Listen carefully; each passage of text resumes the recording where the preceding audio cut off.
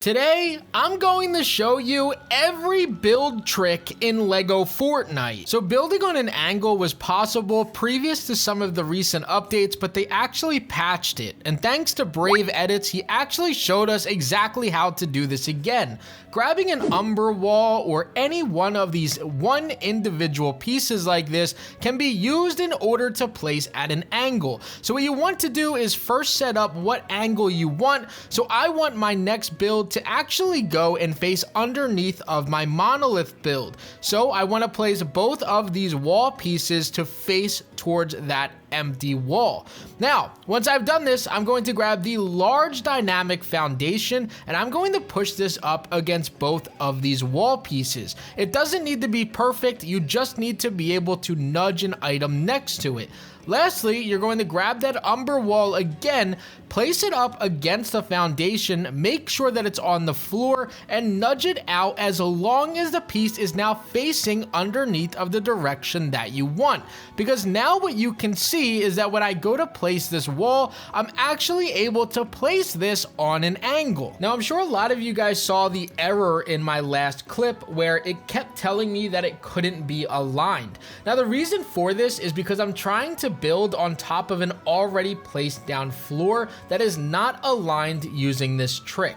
So what that means is if I'm not placing this directly on the ground, I'm able to place these on these foundation pieces, but that doesn't do what we want. So what you actually need to do in order to build on these angles is break down any flooring that you have and make sure that you are actually building directly on the grass. In my Peely Village area, I actually have my Rune Forge mounted on the wall above my crafting bench to not only save space, but also because it looks cool, and I get a lot of questions on how to do this. Now, it's actually extremely easy. All that you're going to need is your wall as well as a pressure plate or a small thruster. If you're going to use your pressure plate or small thruster, make sure that you're not putting this somewhere on the wall where there is something in its way. When it comes to placing down the pressure plate, you're then going to aim at the black part or the bottom part of that plate with whatever build you want to put on its side. Once you've done this, you're going to nudge it until it's green.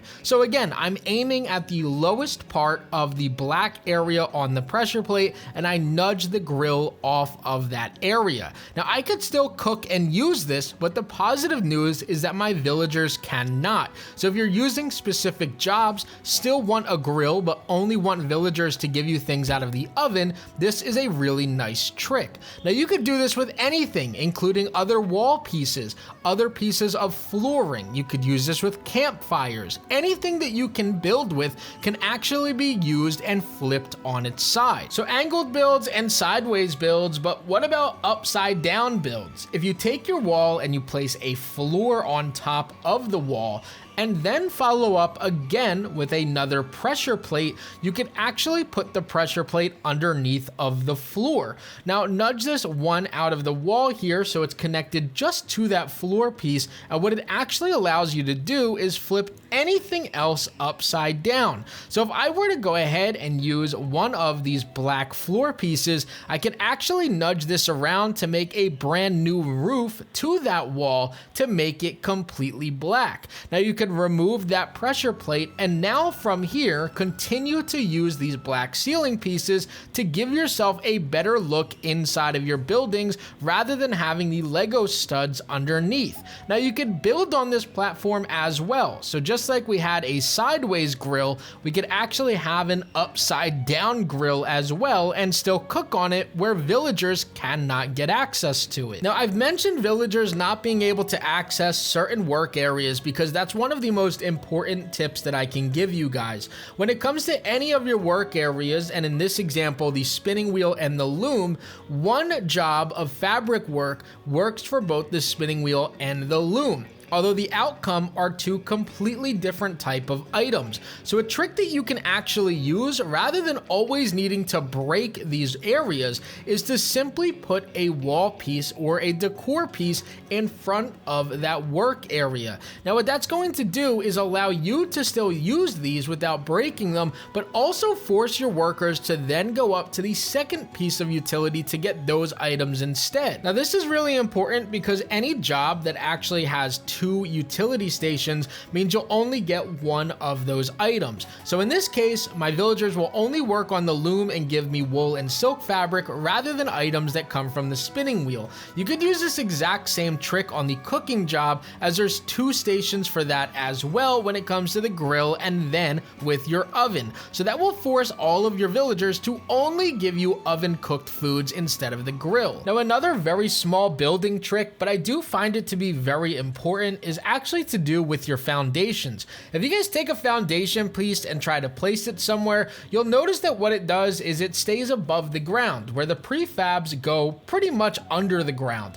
Now in order to do this trick on your own without the prefab is to actually place down a floor and then place down your dynamic foundation with the snap tool connected to that. And what that's going to do is place it exactly how a prefab does, so that you're no longer building too high out of the grass area and you're actually connected directly to the floor. Now something I don't see a lot of people doing consistently is actually using the filter button when you guys are using your builds. I like to go into my theme area specifically when I'm doing builds, because inside of my Halloween area I could just select the area that says frightful and everything that I need is inside of here. Not only do you have the prefabs, but all of the decor items, the floors, the walls, and anything in between is going to match absolutely perfectly with anything that you need to place down. Now I'm not done building around my Halloween town. I still have so many more decor items to place around and so many more things to do, but using this filter allowed me to walk around my area and actually place down the decor items that I wanted on here to actually make it look a little bit spooky. So while we don't have much going on in LEGO Fortnite right now, I wanted to post this video and give you guys all of the tips and tricks that you're going to need when it comes to placing down builds, as that's pretty much the only thing that we have to do in game right now. And using all of these tricks combined is going to help you guys make some of the best villages out there. This area that I have right now has a lot of work that still needs to be done on it. My monolith build and my village hub aren't the only 2 things that I have planned for this area. So a lot of renovating is going to go down and a lot of buildings are going to be removed as I prepare to make one of the spookiest areas on my map. But nonetheless, I hope that you guys enjoyed today's video. Let me know what tips and tricks you guys have for builders down in the comments section below. And as always, guys, this was Crafty and I'm out. Peace. YouTube thinks that you're gonna like that video that's up there in the top left, and you may also want to hit that subscribe button in the top right. Hope you guys enjoyed. Peace.